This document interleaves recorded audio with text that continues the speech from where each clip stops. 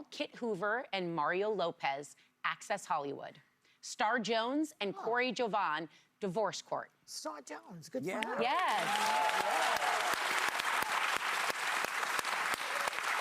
Congratulations to the nominees. We want you all to have a great day, everyone. Take a little time to enjoy the view and enjoy these days, baby.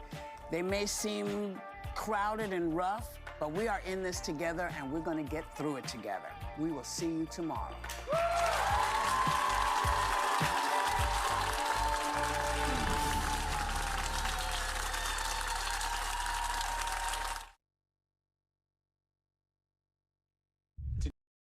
You don't get to buy the government that you want. But let's look at what Troy Jackson did, because Troy Jackson likes to keep it in the family. When Jackson was state Senate president, his son was one of the highest paid lobbyists in town. Special interests paid his son, and Jackson changed his positions. Was it a coincidence, or was something corrupt? Troy Jackson is just another dirty politician. SLF PAC is responsible for the content of this advertising. It looked like another government shutdown that would cut Maine families off the programs they need. But Senator Susan Collins led the fight to keep government open, bridging the divide between Republicans and Democrats, and protecting federal funding and critical family services to help children and mothers in need. Senator Collins' bipartisan leadership makes a difference. Call and tell Senator Collins to keep government working for Maine families. When the morning light hits Maine, start your day with Good Morning Maine. Craig Colson, Janessa Bishop, by your side, bringing the stories that matter statewide. Local news and the forecast ahead. Wake up informed, ready to go on ABC 7 and Fox 22.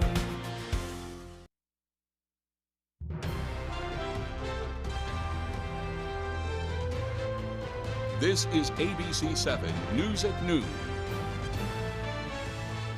Vice President J.D. Vance was in Brewer yesterday. Not everyone was excited about it. We'll have details. Good afternoon, I'm Susan Farley. The State Fire Marshal's Office is trying to find a cause for a fire in Pittsfield, and we'll tell you about a closure that will be impacting drivers tomorrow. Thank you for joining us. We'll have more on these and other stories coming up. First, let's check in with meteorologist Devin Biggs. Devin? Hey Susan, happy Tuesday afternoon. We do have some fog that's been out there earlier this morning, and it definitely caused some issues with visibility for quite some time, and we are getting that fog out of here now, so things have been improving as we do move forward. As we do check things out, there's been some rain just outside of the country, tracking through Canada. We are going to be watching for a few showers and a rumble of thunder for us today under a partly cloudy sky with a surface trough that will be passing through.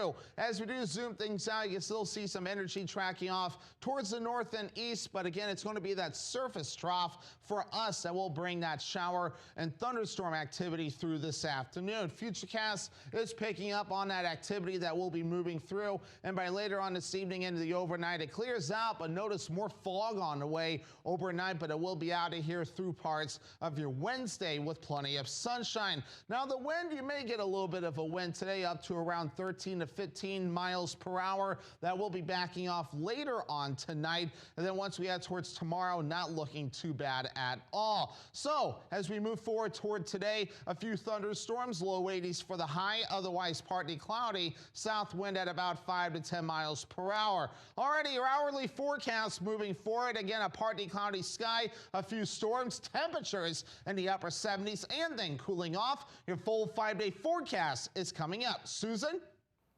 Thank you, Devin. In his second Maine visit in 3 months, Vice President J.D. Vance energized supporters in Brewer.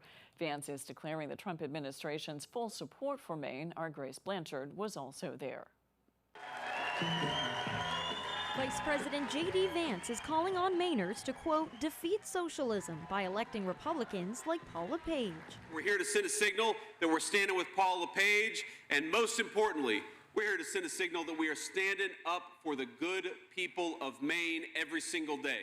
The vice president made a public appearance at Compotech in Brewer, a defense technology company, which Vance described as the fastest growing manufacturer in the state. I want to reward companies like Compotech that invest in their workers rather than in trying to ship jobs overseas just to make a quick penny. The event marks Vance's second stop in Maine in 3 months. In May, he visited Bangor to address the Trump administration's efforts to combat fraud. Are we going to fight for the fraudsters who are stealing your money? Or are we going to fight for your children to have a safe and prosperous community right here in the state that they love? Because if we're going to fight for the children of Maine, we got to fight for Paul LePage. If elected, LePage said he is open to working with any Democrats to benefit the state. I fought for you as governor. We improved the prosperity of the state when I was governor, and I intend to do that in Congress. Vance also voiced support for Senator Susan Collins and gubernatorial candidate Bobby Charles. Neither were in attendance.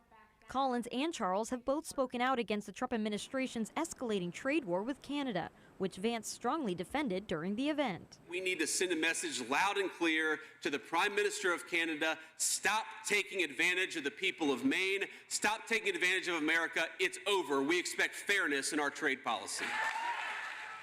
To boost local economies and communities like Brewer, Vice President Vance urges Mainers to elect candidates like Republican Paul LePage, who faces Democrat Matt Dunlap this November.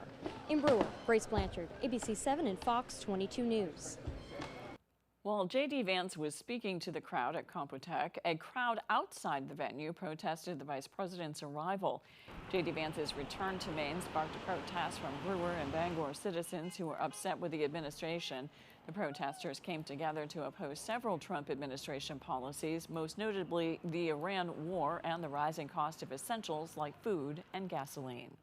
It's an opportunity for us to protest against an administration that funds wars at billions of dollars instead of helping people with their basic medical needs.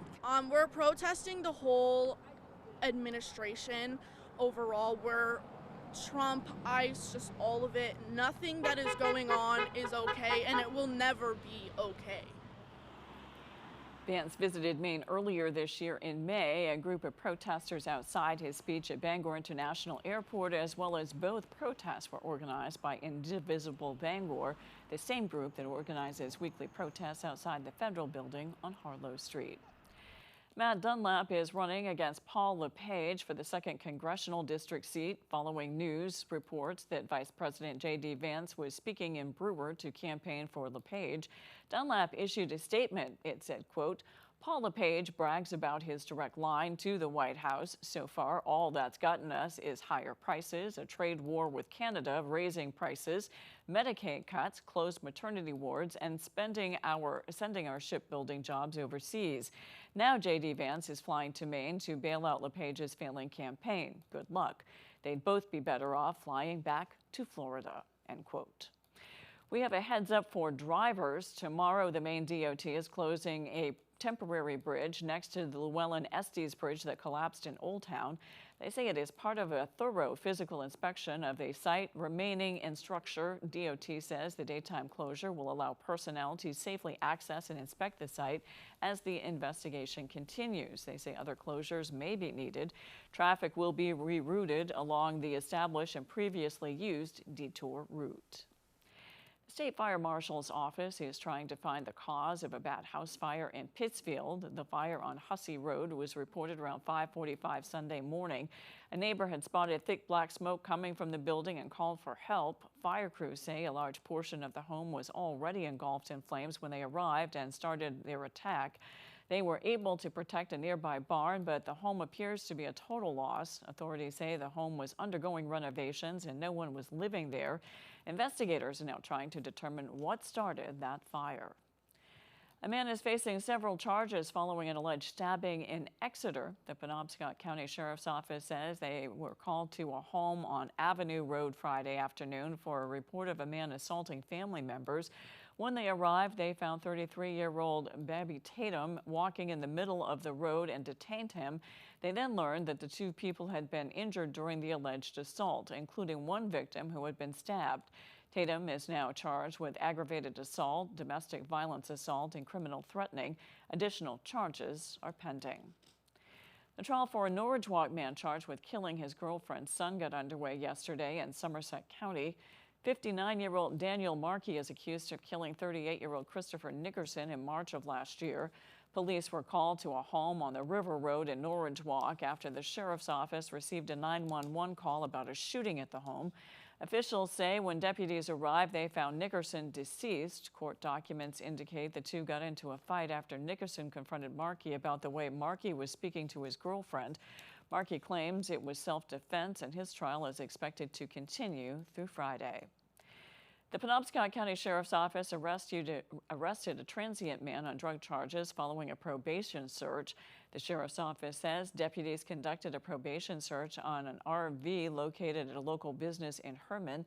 37-year-old Christina Andrews and another person were present during the search. The Sheriff's Office says the two locked safes were found inside, and neither Andrews nor the other individual present would provide the combinations.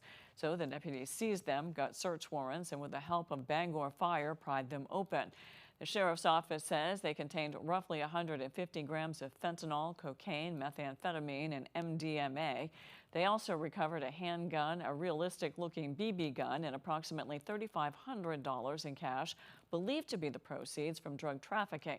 Christina Andrews was arrested and charged with aggravated unlawful trafficking of scheduled drugs, possession of a firearm by a prohibited person, and unlawful possession of scheduled drugs. The Sheriff's Office says more arrests are expected. A pedestrian was injured when they were hit by a vehicle on Main Street in Ellsworth Sunday night. Police say it happened around 8:30 p.m. when a 58-year-old woman was traveling east and struck a 59-year-old transient man.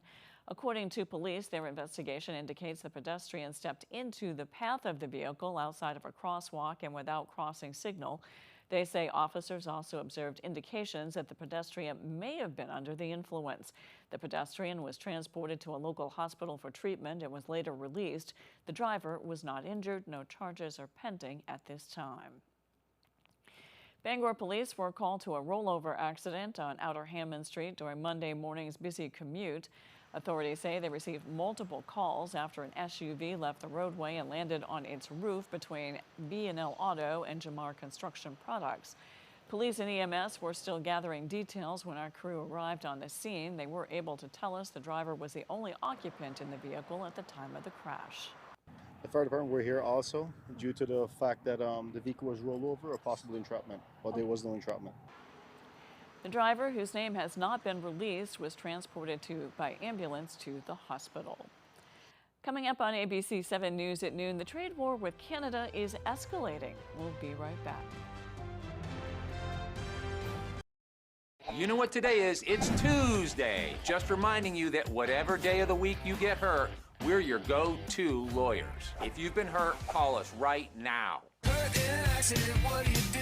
Call 222-2222. As Senate President, Troy Jackson counted votes, and his son counted cash. Jackson's lobbyist son raked in almost $200,000 from special interests, and Jackson flipped his positions. One polluter wanted to stop a bill cracking down on emissions, so they paid Jackson's son, and with Jackson in charge, the bill went up in smoke. Troy Jackson's family got paid. We got played. Coincidence or corruption? You decide. SLF PAC is responsible for the content of this advertising. Looking for the perfect gift? Come explore the Purple Baboon. Sweatshirts, t-shirts, jewelry, inspiring local books, one-of-a-kind treasures and souvenirs, they have something for everyone. The Purple Baboon, the best selection at great prices. 31 Front Street, Belfast. Make your outdoor living space dreams come true with a little help from Granville Stone and Hearth. Granville can help you go from this to this. Outdoor fireplaces, custom outdoor kitchens, gorgeous stone patios, and more. You bring the dreams, we'll supply the materials to make it all real. Create your stunning outdoor oasis with help from the experts at Granville Stone and Hearth, Main Road, Holden.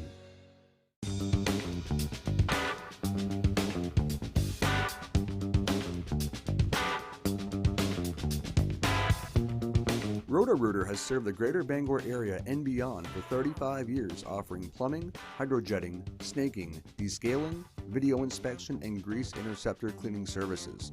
For all your residential and commercial clogs, call Roto-Rooter today, 990-1234. And away go troubles down the drain. Roto-Rooter. Judge Judy never misses a beat. Let's go. This is my playpen. Let me stop you for a minute. No, don't stop me ever. Is not an answer. Ooh, say sorry. Your Honor. Does this face look stupid to you? I still love this job. Judge Judy. Weekdays at 5 on ABC7. You're watching ABC7 Bangor.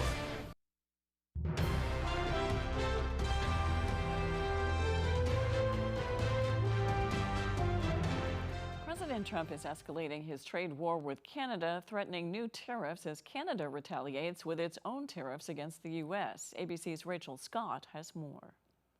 This morning, Canada preparing to roll out retaliatory tariffs against the U.S. as the two sides barrel towards an all-out trade war. President Trump threatening Canadian leaders to fall in line as he threatens to impose new 50% tariffs on car parts, cars, and steel. On top of the steep tariffs he's already imposed on furniture, textiles, building supplies, and alcohol. Canada responding, vowing to impose a dollar-for-dollar tariff on their own.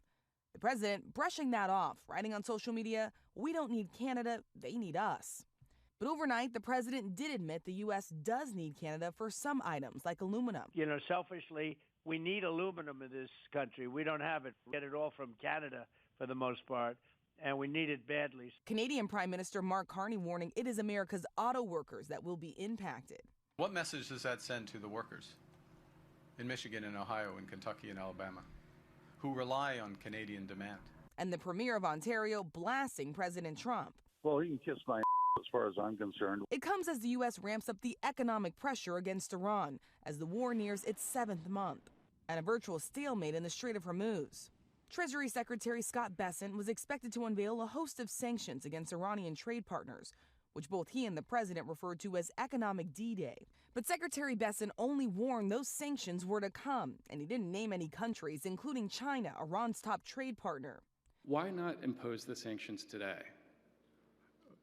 Well, we are giving everyone the opportunity to remedy bad behavior. Why would I want to blow up the global financial system? Iran's chief negotiator says they aren't buying it, writing that the U.S. is not in an economic position to further restrict its relations with other countries. Rachel Scott, ABC News, Washington. Mexico has resumed cattle exports to the U.S. following a halt. For roughly 2 years, the Trump administration placed restrictions on cattle from Mexico following a screwworm outbreak there. Livestock producers there are breathing a sigh of relief after the halt led to economic blows. The screwworm, which feeds on the flesh of warm-blooded animals, is now present on both sides of the border. Still, the cattle experts will have to limit strict limitations. The U.S. has approved a new protocol which will place radio frequency identification tags in the cow's ears and install scanners to detect the tags. Mexican officials are also inspecting each cattle for signs of screwworm. 400 criminals are among 1,300 immigrants arrested in a 2-week ICE sting, part of a new immigration push by President Trump ahead of the midterms. Correspondent Alexandria Hoff has more from Washington. President Trump is ramping up his immigration crackdown, and now it's made history. A 2-week ICE sting called Operation Safe Community led to more than 1,300 arrests, and about 400 of those had pending or active criminal charges. The operation centered on the D.C. suburbs, where some anti-ICE policies have drawn criticism for possibly shielding criminals, leading to calls for greater cooperation between ICE and local police. Can they make police, arrest people? No. Can states effectively make immigration law? They can't. It comes as Democrats are increasing their criticism of the president's immigration policies ahead of the midterm elections. ICE and CBP have become judge, jury, prosecutor, and executioner. But the administration says it's not backing down. I'm actually an equal opportunity deporter. I deported people to 180 countries last year. So I don't care if you're from Asia, you're from Europe, or you're from other countries. If you're in the country legally, you'll be deported.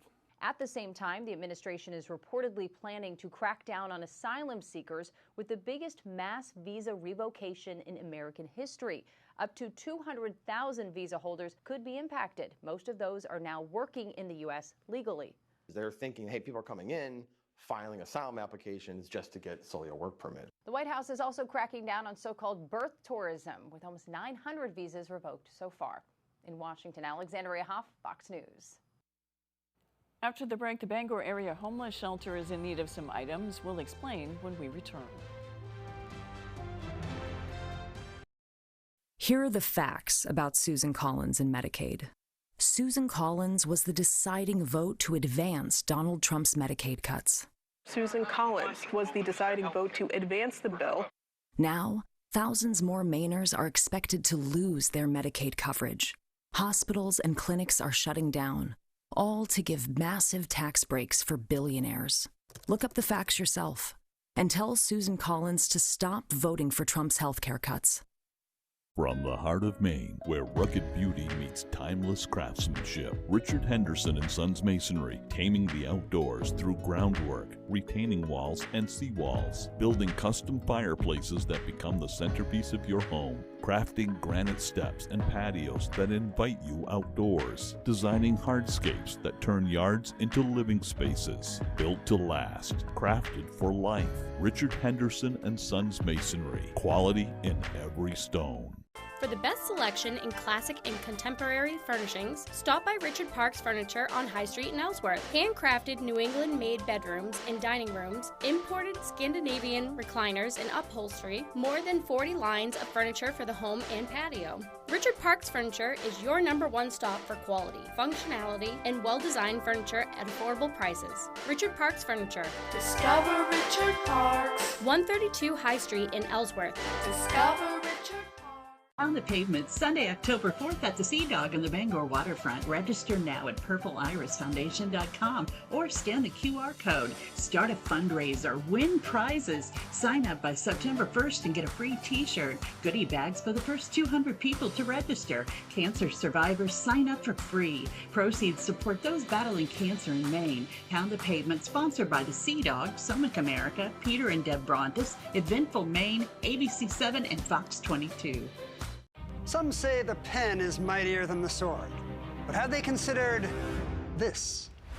What's Call Me Maybe? What is Ferrari? What is Vanderpump Rules? It is. Ha! 6 Jeopardy greats battle it out for a chance at $500,000. Oh my God! And the title of Jeopardy Masters Champion. There's no crying in Jeopardy. I've got a chance to win it all. It's crazy. 2-week primetime event begins tonight, 8/7 Central on ABC. Wow, I've forgotten how good this feels.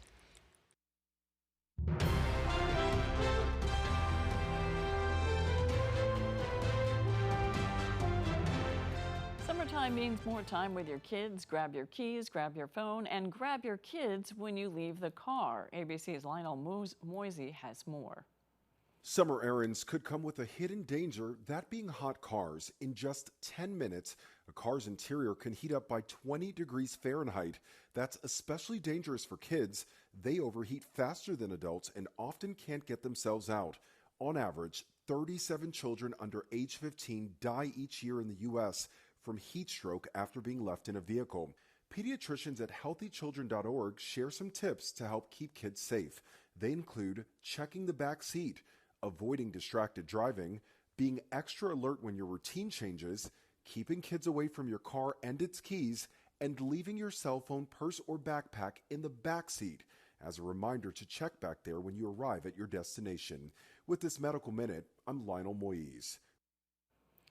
The Bangor area homeless shelter is asking for the public's help as summer begins to wind down. The shelter is particularly in need of hygiene products such as soap and other personal care items, along with paper products like plates, napkins, and cups. Bangor area homeless shelter's executive director Boyd Cronholm says that while the work they do is important to the community, it can also put a strain on the shelter's resources. We have our regular overnight guests, and we had 70-some people come through here today that use 2 bathrooms. So sometimes it comes a little bit of an issue. So we asked for some air freshener.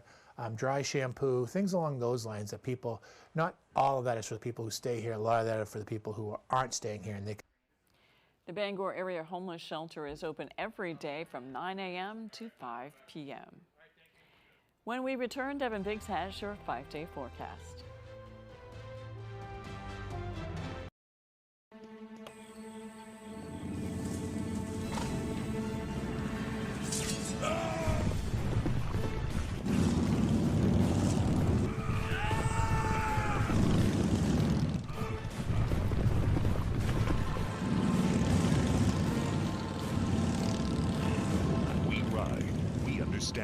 If you've been injured in a motorcycle wreck, call 855-IRON LAW today. Iron Horse Motorcycle Lawyers. We protect our own.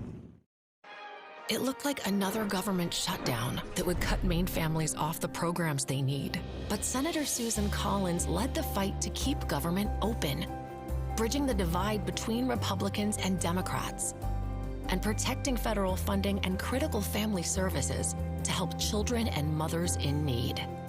Senator Collins' bipartisan leadership makes a difference. Call and tell Senator Collins to keep government working for Maine families. Do you take propane tank? Anything goes. How about cardboard? Anything goes. How about old rug? Yeah, anything goes. So this too? Furniture removal, basements, garages, attics, hoarder houses. It doesn't matter here at Anything Goes Junk Removal. Anything goes. Well, almost anything. The right dock should fit your shoreline and make life on the water easier, more rewarding, and more fun. When you choose Shoremaster from Hammond Lumber Company, you get all that, along with unmatched strength, versatility, and style. Shoremaster's tool-free Infinity Track system makes adding accessories a breeze. Hammond also offers polydock floating docks, perfect for deep or fluctuating waters. Transform your waterfront into your personal paradise with a Shoremaster Infinity Dock system or floating polydock system from Hammond Lumber Company.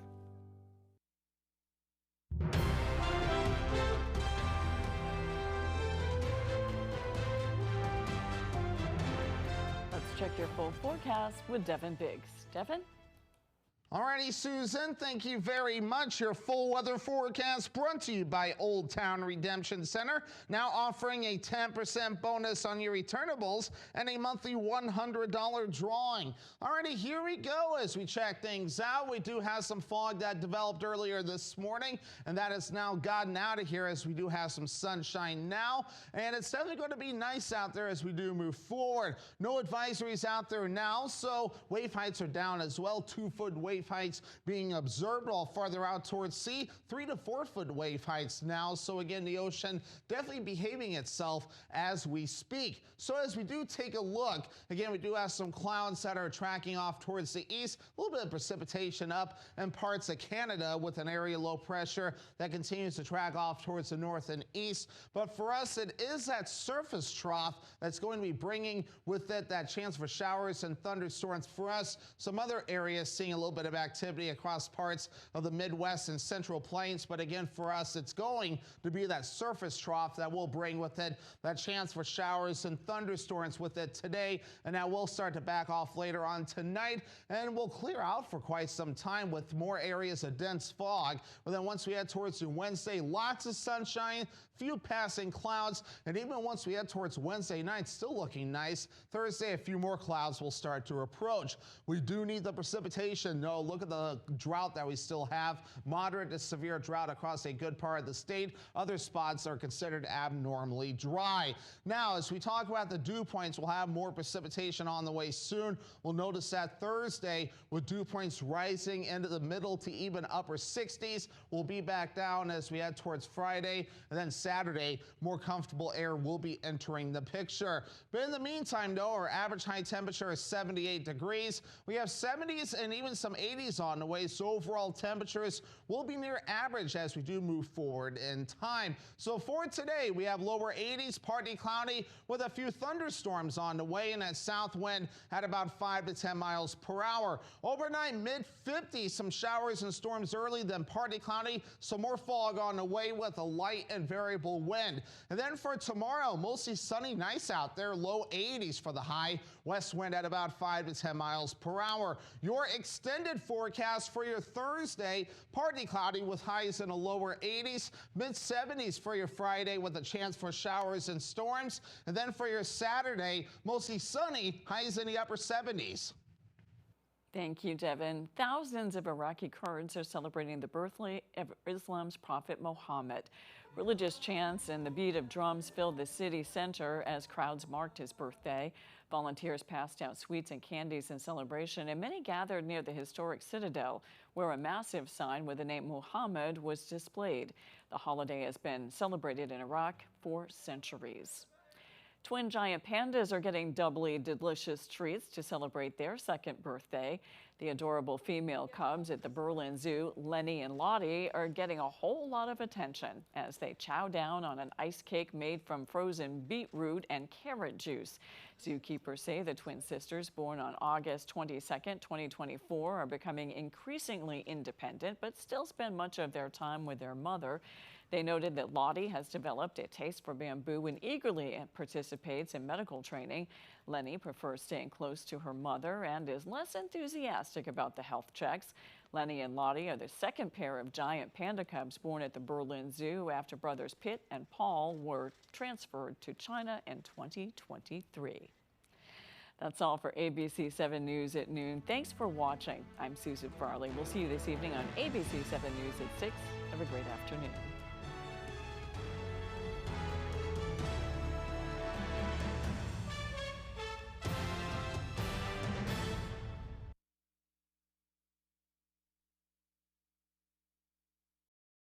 RSV can be dangerous for infants and some young children and is the leading cause of infant hospitalization in the U.S. So what can you do? The Centers for Disease Control recommends protecting your baby from getting very sick by getting an RSV immunization for infants and some older babies, or even an RSV vaccine given to the mother during pregnancy, which could make a shot for an infant unnecessary. Protect your baby today. This message brought to you by the Maine CDC, this station, and the Maine Association of Broadcasters. You're watching ABC 7 Bangor.